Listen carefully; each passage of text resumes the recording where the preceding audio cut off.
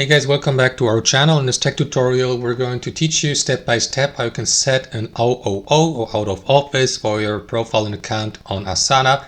For example, if you'd like to notify your team members and coworkers of your upcoming absence or holidays. So let us get started, guys. It is very simple. Head over to Asana, log into your account, and basically what you need to do is click on your profile icon in the top right and access your settings by clicking on that button here. And here inside your account settings, guys, switch to the profile tab here at the top. Here in the profile tab, scroll to the very bottom and enable the out of office notification.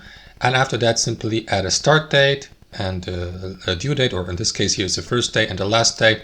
So let me set, for example, the first day on August 4th next week, and the last day, let's say, I will be on vacation for 2 weeks, so the last day would be 18th August.